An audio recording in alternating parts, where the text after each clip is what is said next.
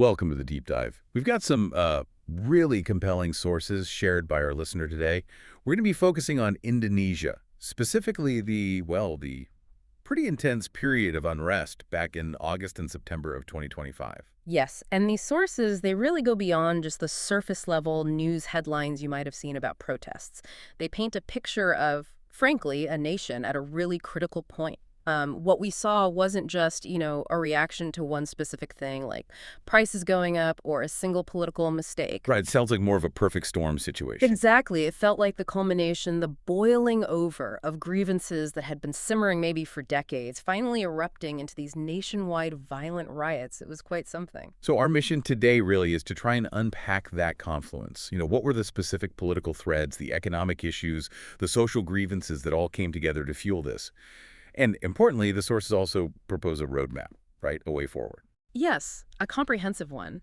The idea isn't just about calming things down temporarily, but looking at potential solutions for sustainable resolution, finding a way out of the cycle. And we should probably start by just stating the gravity here. Yeah. Because the scale, the symbolic weight of what happened back then, it's significant. Oh, absolutely. It cannot be overstated. We're talking about events where, tragically, several people lost their lives, thousands ended up arrested, and the economic fallout, the damage, was in the millions of U.S. dollars. Huge numbers. Huge. And what this did really was it just ripped the lid off. It exposed these deep-seated frustrations that had kind of been papered over maybe by Indonesia's, impressive economic growth figures on paper. Beneath the surface statistics. Precisely. It revealed a society really grappling with fundamental questions about fairness, about who the system actually serves, about representation, deep, deep questions. So, yeah, the big question then is, how does a country like Indonesia, which many perceive as, relatively stable, economically growing, how does it reach that kind of boiling point? Where do we even start to unpack that? Well, the sources seem pretty clear that we need to start with the immediate triggers, the things that happened right there in August 2025 that essentially lit the match.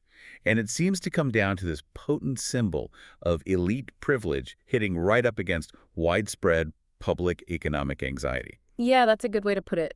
The initial spark, the focal point for the first wave of protests, was reporting around these very generous housing allowances, specifically for Indonesia's parliamentarians, all 580 of them. Okay, a housing allowance. Seems like a small detail in the grand scheme of things, maybe. You'd think so, but it became this perfect symbol because the details mattered. We need to talk about the sticker shock, as you called it earlier, for you, the listener, to really get the public fury here. Okay, lay it on us. What were the numbers? The reports indicated each parliamentarian was getting a housing allowance of 50 million rupiah. Now, that translates to roughly 3,000 US dollars. Per month? Per month. Oh. And critically, this was on top of their already substantial salaries. It was a perk, essentially, and it apparently handled in a way that sort of bypassed typical budget scrutiny. $3,000 a month. Just for housing. Just for housing. And you have to contextualize that. For an average Indonesian family, especially outside the major urban centers, that single allowance, just that perk, it often exceeds what they might earn in an entire year, sometimes significantly more. Wow, okay. So imagine that. The country is grappling with rising living costs, people are feeling squeezed, and then this news breaks. It's not just a policy issue anymore, it feels like a slap in the face. It's blatant, visible inequity. It crystallizes that feeling, doesn't it? That the political class lives in a completely different reality. Completely different economic universe. It confirms the suspicion that they aren't really connected to, or maybe even concerned with, the daily struggles of the people they're supposed to represent. It just poured fuel on the fire. So that's the moment where, frustration turns into real anger and makes the whole system feel rigged, profoundly unfair. But the sources say, while that allowance lit the fuse, there was another event, a tragic one, that really acted as the catalyst, the thing that turned protests about perks into something much bigger. Yes, a real tipping point. That happened on August 28th. It involved a man named Afan Kurniawan. He was a motorcycle taxi driver, an ojek driver as they're known. Right, delivering food or rides, part of that huge gig economy workforce you see in Jakarta. Exactly. A very visible, very relatable figure for millions of Indonesians. He was working, delivering food near one of the main protest sites in Jakarta. And what happened? Tragically, he was struck and killed by a police tactical vehicle, one of those armored personnel carriers, that was operating near the protests. Right. And crucially, as you mentioned, The public reaction wasn't just, oh, a terrible traffic accident. It was immediate, visceral. People saw it as a metaphor. A metaphor for what? A devastatingly potent one. Here you have the ordinary working person just trying to make a living, navigating the city, literally crushed under the wheels of the state's security apparatus, the very institutions supposedly there to protect people. Wow. The symbolism is overwhelming. Absolutely. The visual, the emotional impact, it just resonated instantly and powerfully. It summed up this feeling of being disposable, of the state being indifferent, even dangerous to the lives of ordinary citizens. It felt like the ultimate betrayal. And that's what broadened the movement. Dramatically. The housing allowance protests had drawn in students, activists, the usual suspects perhaps.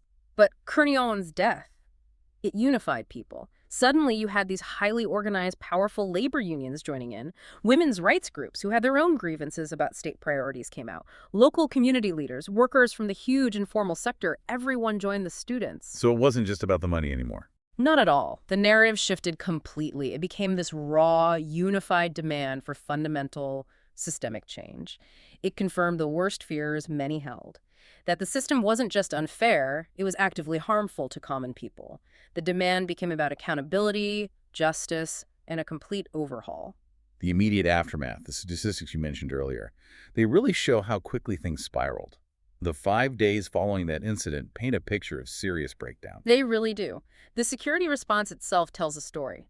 The sources say authorities detained 1,240 people in just those few days. 12,240 arrests. That's huge. It is. It points to mass sweeps, the need for temporary holding facilities. It shows the government's immediate priority was restoring order, almost regardless of the underlying causes. Control first. And the economic cost, you mentioned millions. Yes, the estimates were up to 55 billion rupiah, which is around 3.3 million US dollars. And this wasn't just collateral damage. There was targeted vandalism. City buses were burned, subway stations damaged, government buildings attacked. Suggesting the anger was directed at symbols of the state, or maybe perceived government failure. Precisely. It wasn't random looting. It seemed focused on public infrastructure, things people interact with daily, possibly seeing them as symbols of inefficiency or the source of their frustrations, like rising transport costs. Yeah. And the security presence. Armored vehicles. Armored vehicles deployed, checkpoints set up across Jakarta. It effectively put parts of the capital under a state of siege. And adding to the intensity, 7 police and military personnel were reportedly injured in the clashes. This wasn't just peaceful protests meeting police lines. These were serious confrontations. It's crucial, too, you said, to link this back to the economy. The cost of living crisis wasn't just background noise. It was a core driver. Absolutely central. The sources really emphasize this. You look at the official inflation figure for August 2025, 2.31% year over year. Now, compared to maybe some Western countries at the time, that number might seem manageable. Right, not hyperinflation territory. No, but in the Indonesian context, especially for lower and middle incomes, that figure hides real pain. Because the inflation wasn't evenly spread, it hit hardest on essentials. Basic food items, transportation, cooking fuel, utilities, things you absolutely cannot cut back on. And wages weren't keeping up. For many, especially in the middle class and informal sectors, wages were stagnant or barely moving. So their already limited income was buying less and less of the stuff they desperately needed, week after week. So you have this grinding pressure on household budgets, and then you see the headlines about $3,000 monthly housing perks for politicians. Exactly. That chasm, that gap between the lived reality of millions and the perceived extravagance of the elite, it just became incredibly visible, incredibly stark. The political economy created this perfect storm where that allowance wasn't just insulting, it felt unbearable. It accelerated everything, pushed people from protest towards serious civil unrest. Okay, so we've got the spark, the allowance, the tragedy of Afan Kurniawan, and the immediate fuel, which was that cost of living pressure. Now, let's dig deeper into the kindling, as you put it. The sources point to these long-term structural issues that made Indonesia so volatile in the first place. These riots weren't born in a vacuum. Not at all. They were manifestations of cracks that had been forming or widening for a long time. And the sources suggest we really need to start with this core structural problem, often termed the crisis of legitimacy. And that crisis is largely driven by what political scientists call elite capture. Elite capture. Okay, that term comes up a lot in the material. Break that down for us. What does it actually mean in the Indonesian context? Essentially, it describes a situation where, despite having the outward forms of democracy, elections, political parties, a parliament, The actual levers of political and economic power are concentrated in the hands of a relatively small, interconnected group. Think powerful families, big business conglomerates, often with deep ties to the political machinery. So it's not just about individual corruption, like bribes here and there. It's more systemic. It's much more systemic. It's about how the rules of the game are structured. Who gets to finance political campaigns? Who owns the major media outlets that shape public opinion? Who sits on the key legislative committees that draft laws and oversee budgets? Elite capture means this interconnected group can often steer major policy decisions. Resource extraction permits, big infrastructure contracts, tax policies primarily to benefit their own networks and business interests, rather than broader public good. Regardless of who actually wins the elections. Often, yes. The faces might change, the parties might shift, but the underlying power structures, the ones that benefit this oligarchy, tend to remain remarkably stable. It's a way of insulating the core power group from genuine democratic accountability. And so, when the public sees their elected representatives, the people who are supposed to be their voice, consistently voting for things like lavish housing allowances for themselves, while essential public services, say healthcare or education in rural areas, remain chronically underfunded. That's when the crisis of legitimacy bites hard. It becomes profound. People start to think, okay, we have elections, we vote, but does it actually change anything that matters to me? They conclude that democracy, in practice, isn't serving their interests. It's serving the interests of this powerful, closed circle. And that erosion of trust, that's the fertile soil for unrest. Absolutely. When people lose faith that the system can be influenced through normal channels, that it's fundamentally fair, they start looking for other ways to make their voices heard. Or they simply despair, which is also corrosive. Okay, so elite capture leading to a crisis of legitimacy. That's root number one. What's the second major factor the sources highlight? It's tied to the economy, specifically this paradox of Indonesia's development. We've seen decades of, on paper, really impressive GDP growth. Indonesia's been lauded as an emerging economic powerhouse. The Asian tiger narrative, or aspiring to be one? Right. But the critical issue highlighted in these sources is how unevenly the benefits of that growth have been distributed.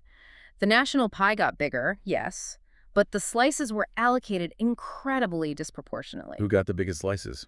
Primarily those connected to the engines of that growth commodity exports, like coal, palm oil, large-scale infrastructure projects often linked to state contracts, and the financial sector servicing those deals. These tend to be areas already dominated by or closely linked to the established elite. And who got squeezed? The sources mention the urban middle class specifically. Yes, and this is crucial. The urban middle class in Indonesia, historically, they were the backbone of the reformasi movement that pushed for democracy in the late 90s. They're educated, politically aware, and traditionally a force for accountability. But now they're feeling the pinch. Immensely. They're caught in this squeeze. On one hand, their costs are skyrocketing, especially in the big cities like Jakarta, Surabaya. Housing is becoming prohibitively expensive, often driven by speculative investment. Getting quality education for their kids costs a fortune. Healthcare costs keep rising. But their incomes aren't keeping pace. That's the crux of it. For many in salaried white-collar jobs or running small businesses, income growth has been sluggish, stagnant even. They're earning enough to get by, maybe pay taxes, but not enough to feel secure, let alone achieve the kind of upward mobility they expected or were promised by the growth narrative. So the very group that should be a stabilizing force in a democracy is feeling disillusioned. Deeply disillusioned, because the system promised that hard work and education would lead to a better life, but for many it feels like they're running faster just to stay in the same place. The perceived unfairness of the economic distribution fuels their resentment just as much as the political issues. Which brings us to the third key factor, which feels perhaps the most explosive: the generational divide, and specifically the situation facing young Indonesians. Yes, this is incredibly important. Indonesia has a very young population, a significant demographic bulge of young people. And critically, this generation is, on average, the most educated in the nation's history. More degrees, more access to information. Exactly. They're digitally native, connected to the world, aware of global trends and standards of living. They grew up hearing about Indonesia's potential, and they entered adulthood with, understandably, high expectations for their careers and their futures. They bought into the narrative that education was the key. The pathway to prosperity. That was the promise. But the reality they're encountering in the job market, according to these sources, is starkly different. and often brutal. Also, The job market, particularly for new graduates, is heavily dominated by low-wage, insecure work, precarious employment. Think short-term contracts, informal sector jobs, and overwhelmingly, the gig economy driving ride shares, delivering food, freelance digital tasks. so not the stable, well-paying, career-track jobs they might have expected with a university degree. Far fewer of those opportunities exist than the number of graduates seeking them. There's a fundamental mismatch between the skills and aspirations of this educated youth cohort and the actual structure of the labor market. It leads to widespread underemployment and frustration. And this is where, sociologically, things get really interesting. The sources introduce this concept that helps explain why this economic disappointment translates into political action. It's called relative deprivation. Right, and relative deprivation isn't simply about being poor in an absolute sense. It's about the gap between what people feel they deserve or expect and what they perceive their actual situation to be. So it's about the comparison. Precisely. It's the perception of a gap. When a young Indonesian, armed with a university degree, perhaps working multiple gig jobs just to scrape by, sees images of immense wealth, sees the political elite living lives of luxury, like getting that $3,000 monthly housing allowance, the relative gap feels enormous and unjust. It's not just, I don't have much. It's, I don't have what I should have, given my efforts and the country's wealth, while they have far too much. That's exactly the psychology. It's the frustration of unfulfilled potential. The feeling that the system is actively blocking their path while rewarding others unfairly. They aren't necessarily comparing themselves to their parents' generation who might have had different expectations. They're comparing themselves to the perceived winners in the current system and to the promise they were sold. And that feeling that the game is rigged makes them much more willing to protest, to demand radical change. Absolutely. That sense of relative deprivation, combined with the visible symbols of elite privilege and the underlying crisis of political legitimacy, that creates an incredibly volatile mix. It primes a whole generation for collective action. You put all those ingredients together, the elite capture, the squeezed middle class, the frustrated youth experiencing relative deprivation, and the explosion we saw in August 2025 starts to make a lot more sense. It wasn't sudden, it was building for years. Okay, so we had the immediate sparks and the deeper structural roots of the crisis. Before we dive into the specific solutions proposed in the source material for Indonesia, it's probably helpful to zero out a bit. The sources suggest looking at historical parallels, right? Other countries that faced similar challenges. Absolutely. It's important because Indonesia's situation, while unique in its specifics, fits a broader pattern. We're looking at a classic challenge for developing democracies. How do you manage the transition from rapid, often unequal economic growth towards a more sustainable, equitable, and politically stable society, especially when you have rising inequality and a large cohort of educated but frustrated young people? And the sources point to examples of countries that navigated this successfully and others that didn't. Exactly. It provides context and potential lessons. The most prominent positive example discussed, the one offered as a potential model, is South Korea. South Korea in the late 20th century. Yes, particularly the 1980s and into the 1990s. South Korea went through periods of intense social unrest. Massive student-led protests, often violent, coupled with major labor strikes. These weren't just minor disturbances, they were fundamental challenges to the authoritarian regimes of the time, and they were absolutely crucial in pushing the country towards full democratization. So the parallel is that they also faced huge public anger and demands for change. But what was the key difference? How do they manage it constructively? The key takeaway highlighted in the sources isn't just that South Korea survived the protests, it's that the state, the government, eventually demonstrated a remarkable capacity to absorb that protest energy and channel it into meaningful institutional reform. They didn't just rely on cracking down. They didn't just suppress it. They realized eventually that suppression only buys temporary quiet and often makes the underlying problems worse. Instead, they undertook real structural changes in response to the public demands. What kind of changes were we talking about? What did they do specifically? Well, a major focus was tackling corruption and increasing government transparency issues, clearly resonating with the Indonesian situation. They established powerful anti-corruption bodies, like the Anti-Corruption and Civil Rights Commission, and crucially gave them real teeth, real enforcement powers. So not just symbolic gestures. No, they went after powerful figures, political leaders, but also the heads of the cabals, the giant family-controlled conglomerates that dominated the economy. Prosecuting some of these previously untouchable figures sent a powerful message. The rule of law applies to everyone. That was a massive step in restoring public trust and legitimacy. And it wasn't just about political reforms, right? They also addressed the economic grievances. Critically, yes. They understood that political reform without economic opportunity wouldn't be sustainable, so they pursued economic policies specifically aimed at broadening the base of prosperity. This included massive investment in education, but also, crucially, policies that fostered the growth of well-paying manufacturing jobs. Building the middle class. Exactly. They consciously focused on creating stable, decently paid employment that allowed people to build a life, buy homes, educate their children. They worked to ensure that the wealth generated by South Korea's incredible industrial rise was shared more broadly, making participation in the democratic system feel worthwhile and fair for a larger segment of the population. The sequence seemed to be address corruption and transparency first, then focus on economic inclusion. Okay, so that's the positive model, channeling protest into reform. But the sources also offer a warning, right? The alternative path. Yes, and this is the stark warning for Indonesia, according to the analysis. We can look at other countries. The sources don't necessarily name specific ones in this section, but the pattern is clear: nations that faced similar pressures from inequality and youth frustration, but where the government's primary response was security crackdowns, maybe some superficial reforms, or just firing a few officials as scapegoats without tackling the root causes like elite capture. What happens then? You get locked into damaging cycles. Protest erupts, the state suppresses it, the grievances fester and often deepen, leading to resentment building up again, and then eventually another, often larger or more violent, wave of protest breaks out down the line.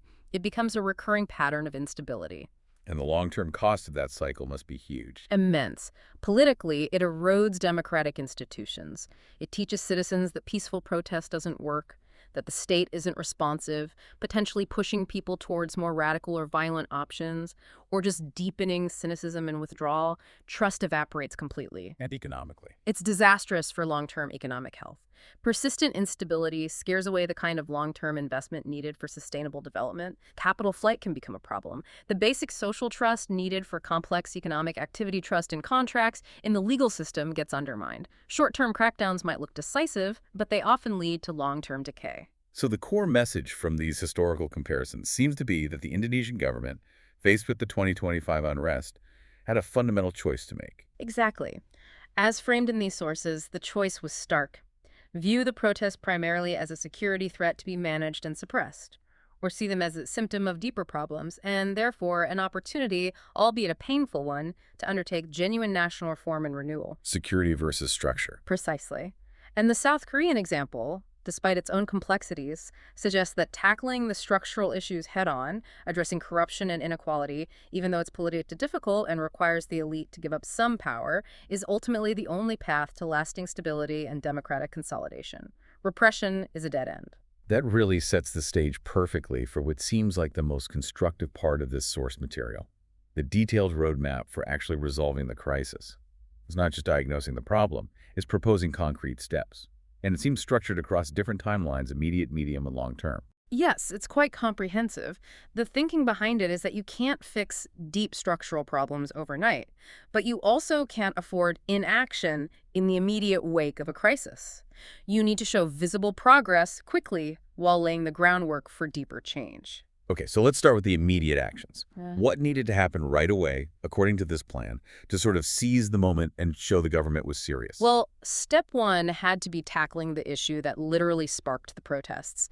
That means an immediate public review of those parliamentary housing allowances. And realistically, a significant scaling back, if not outright cancellation, was seen as essential. Just address the symbol head on. Exactly. But it couldn't stop there. That had to be paired with a broader commitment to transparency. The proposal called for a comprehensive public audit and full public disclosure of all benefits, perks, salaries, travel expenses, everything associated with being a legislator. Pull back the curtain completely. Yes. Eliminate the opacity. Let the public see exactly where the money goes. No more hidden allowances or murky funding streams. This was seen as crucial for rebuilding even a sliver of trust. Okay, Allowances and transparency. What else in the immediate term? The issue of violence must have been paramount. Absolutely critical. Achieving some measure of justice for the death of Afan Kurniawan and for other reported incidents of police brutality during the unrest was presented as non-negotiable. This wasn't just about accountability, it was about reaffirming the rule of law. And how could that be achieved credibly? Internal investigations often don't cut it in these situations. The sources are clear on this. It required independent oversight and prosecution. They strongly argued against relying solely on internal police or military reviews, which are often perceived as biased. The proposal was likely for a temporary but powerful independent commission staffed with respected figures from outside the security forces given genuine powers to investigate and bring charges if warranted. Justice had to be seen to be done, and done impartially. A very high bar, but essential for healing that wound. Seen as absolutely essential. And the final immediate step proposed was about dialogue, bringing the voices from the street into the conversation, formally. How would that work? By establishing some kind of national dialogue mechanism, a formal, ongoing platform. Critically, this platform had to include credible representatives from the key groups involved in the protests, student organizations, labor unions, women's groups, maybe others. So not just talking at them, but talking with them. Precisely. The goal was to transform these civil society groups from being purely oppositional forces on the street into potential partners in finding solutions. Providing structured, official channels for their input could help de-escalate tensions and maybe prevent future flare-ups by making them feel heard. Okay, those are the immediate firefighting measures.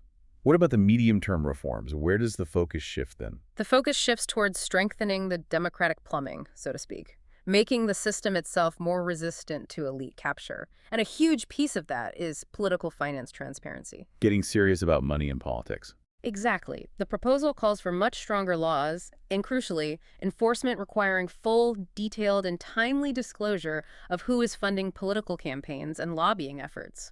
Where is the money coming from? Who is trying to influence policy behind the scenes? Making it harder for oligarchs or corporations to buy influence anonymously. That's the objective.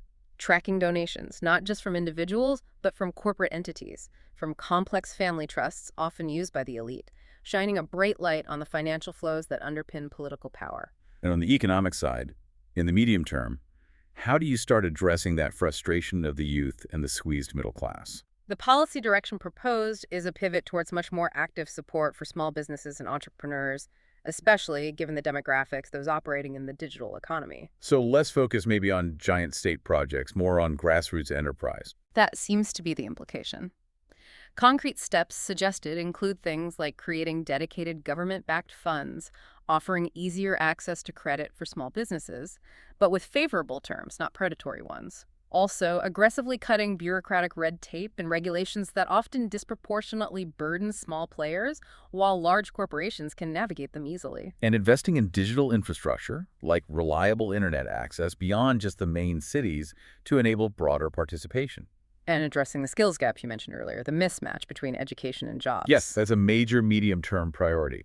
The roadmap calls for a significant expansion of high-quality education and vocational skills training programs, but importantly, these can't be generic. Tailored to the future economy. Exactly. They need to be laser-focused on the skills actually needed in emerging industries where Indonesia could potentially compete. Things like renewable energy technology, advanced manufacturing, logistics, high-value digital services, maybe creative industries. The goal is to create real, viable career pathways for young people, not just dead-end training certificates. It's about investing in human capital strategically. Okay, that covers the medium term. Now, the really heavy lifting, the long-term structural changes. These sound like the ones that aim to fundamentally rewrite the social contract. That's right. These are the deep reforms designed to prevent this kind of crisis from simply recurring every decade or so. And the first big one is a fundamental rethink of the entire economic development model. Moving beyond just chasing GDP growth. Precisely. It's about consciously shifting the national priority from simply maximizing the overall economic growth rate to ensuring that the benefits of whatever growth is achieved are shared much more widely and equitably across different regions, across different income groups, making growth inclusive, not just impressive on a spreadsheet. That sounds good, but how do you actually achieve that? It often requires tough policy choices, especially around taxation and spending. Absolutely. And the sources dive into that. There's a strong suggestion for exploring more progressive taxation systems. This means looking seriously at improving tax collection, especially from high net worth individuals and large corporations where compliance can be an issue. Maybe reducing the reliance on things like value added tax, VAT, which tend to hit poorer households harder. And then channeling that revenue differently. Yes, using potentially increased revenues or reallocated funds to significantly expand essential social services. Things like moving towards more universal healthcare access, improving the quality and reach of public education, maybe strengthening social safety nets, investing in people, and basic fairness. The roadmap also mentions stronger labor protections as a long-term goal. Yes, this is key to ensuring that economic development doesn't just happen on the backs of exploited workers. It means things like ensuring minimum wages keep pace with inflation, strengthening the rights of workers to organize and bargain collectively, and improving enforcement of safety standards and working conditions, including, importantly, finding ways to extend protections to workers in the vast informal and gig economies. And finally, the deepest level of reform mentioned involves changes to the political system itself to try and permanently insulate it from elite capture. Right. These are often the most politically contentious reforms because they directly challenge existing power structures. We're talking about measures like imposing strict enforceable limits on campaign finance contributions to reduce the influence of big money donors. Making elections more about ideas, less about deep pockets. That's the ideal.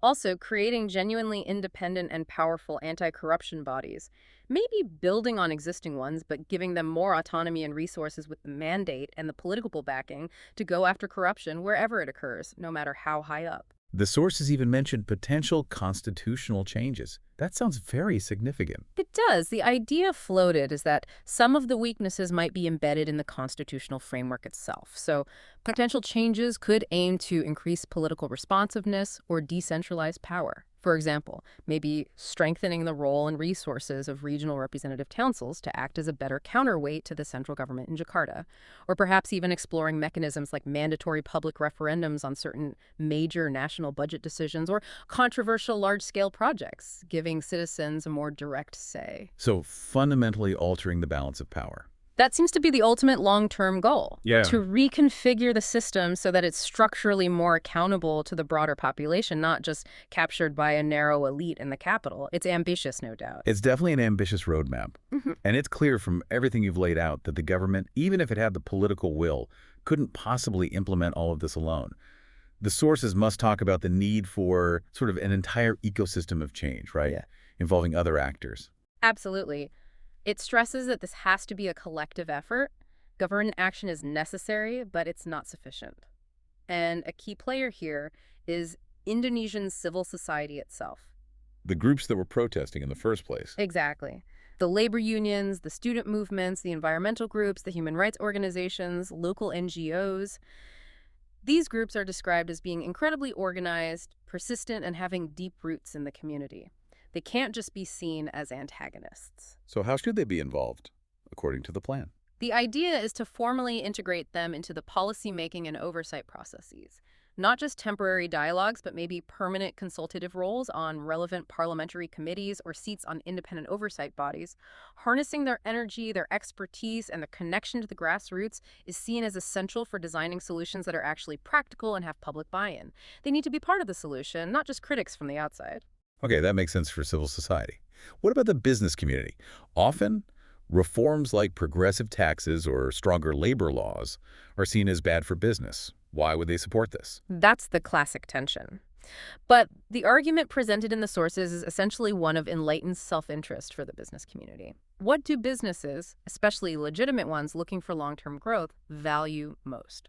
Stability, predictability, rule of law. And constant riots and unrest are bad for the bottom line. Exactly. Recurrent social unrest, political instability, the potential for policy reversals, all of that increases risk, makes planning impossible, deters foreign investment, and ultimately eats into profits.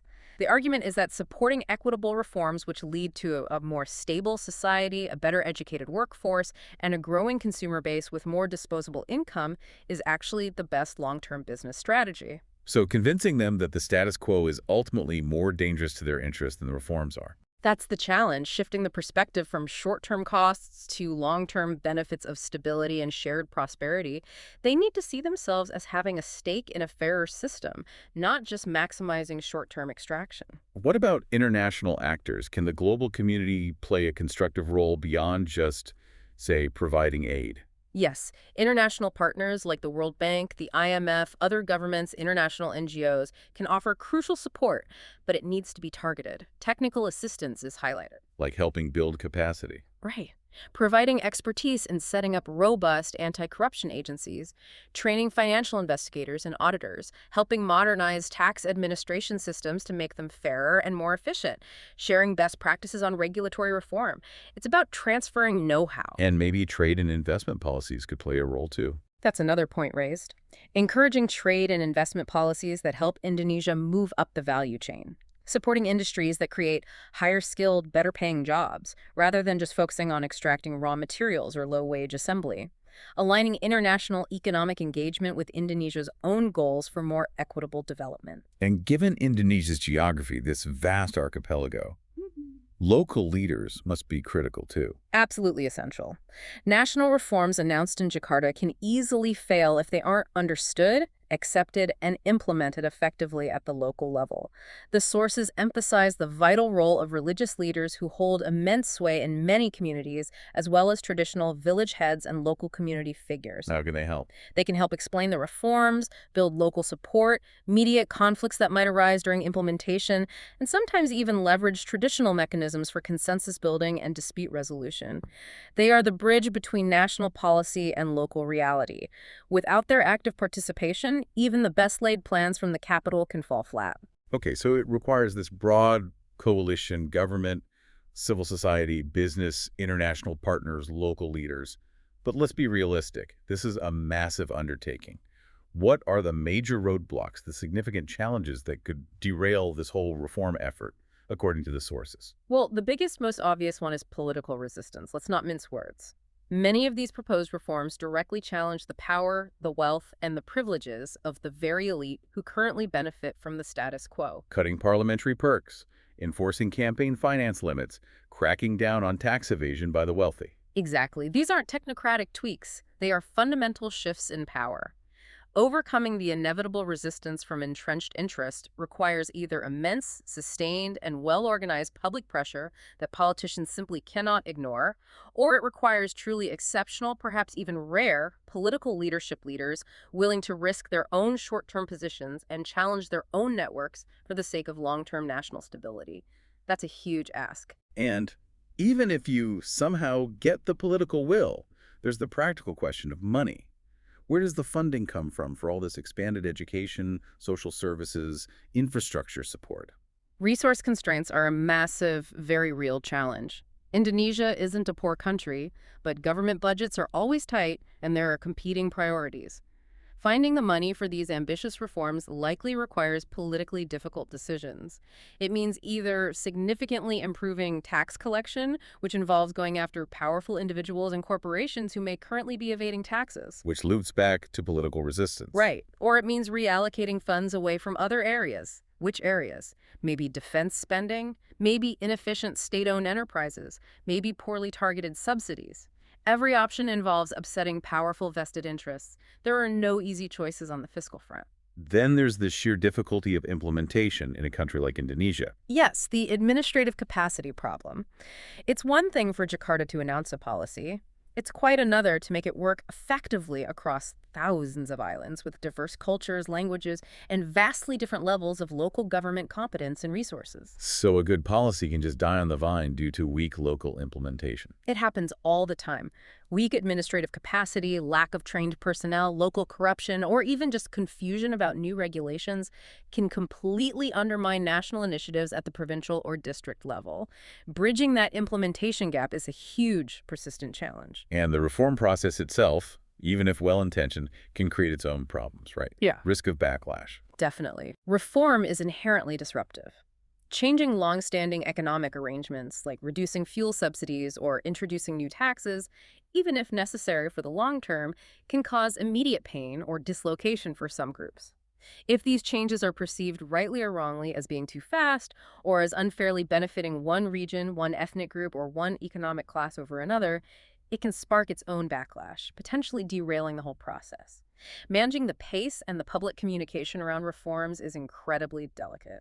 And finally, there's always the risk with protest movements, that the energy just fades away. That's perhaps the most insidious risk to the long-term vision. Social movements require immense energy to sustain. Once the most visible, immediate grievances are addressed, say, the housing allowance is cut, or some action is taken regarding Afan Kurniawan's death, the intense public pressure often dissipates. People go back to their daily lives. And the push for the deeper, harder structural reforms, the tax changes, the campaign finance limit, the constitutional tweaks, loses momentum. Exactly. The political elite might feel the immediate danger has passed, and the incentive to push through painful, fundamental changes diminishes. If that happens, the underlying problems, the elite capture, the inequality remain unresolved, just waiting to resurface, perhaps in an even more dangerous form, the next time conditions create a spark. Sustaining the momentum for deep reform beyond the initial crisis is incredibly difficult, but absolutely essential. #outro. So it really paints a picture of Indonesia standing at this incredibly profound choice point back then. The 2025 unrest, as painful and damaging as it was, did two things simultaneously, didn't it? It exposed these really deep fractures in society, the cost of that elite capture, the reality of systemic inequality. But at the same time, paradoxically perhaps, it also seemed to affirm the underlying vitality of Indonesian democracy. The fact that millions of people believed enough in the possibility of change to take to the streets to demand accountability, it showed that people hadn't completely given up on the idea that collective action could potentially reshape the system. There was still agency there, still belief. Exactly. Which leads to the government's critical decision point, as laid out in these sources. Option 1. Try to restore order primarily through the security apparatus, suppress dissent, maybe make some cosmetic changes, but fundamentally keep the existing power structures intact. The analysis suggests this path almost guarantees deeper, more intractable problems down the road as those grievances just continue to fester. Or option 2? Option 2. Seize the moment. Recognize the unrest not just as a threat, but as a signal, an urgent call for genuine national renewal. Use the political space, the sense of crisis, created by the protests as a leverage, the catalyst needed to push through the difficult transformative reforms we've been discussing. The roadmap is there, laid out in the material, but the path, as we've discussed, is incredibly challenging, fraught with political risk and practical obstacles. It absolutely is, but the ultimate provocation, the final thought that emerges from these sources is this. The entire future of Indonesia as a stable, unified, and thriving democracy likely rests on its ability to answer this challenge. Can it build political and economic systems that offer genuine, credible pathways to prosperity, dignity, and a sense of fairness for the millions upon millions of its young, educated, and aspirational citizens? That's the fundamental question. If it can, the 2025 unrest might, in retrospect, be seen not just as another tragic episode in a cycle of instability, but as the painful birth pangs of a necessary national transformation. But if it fails, the cycle likely continues. And achieving that positive outcome, the sources stress, won't be a gift from the government. It will depend entirely on the sustained pressure, the continued engagement, the courage, frankly, of Indonesian citizens themselves, from civil society, from responsible business leaders, from reform-minded politicians to keep pushing for that deeper change in the years ahead. It's a future that has to be actively built and constantly defended. A truly compelling and high-stakes challenge facing one of the most important countries in the world. Thank you for walking us through that complex picture. And for you, our listener, thank you for diving deep with us into Indonesia's critical crossroads. As always, understanding these intricate challenges is, we believe, the essential first step toward demanding and perhaps helping to build that better future. We'll see you next time on The Deep Dive.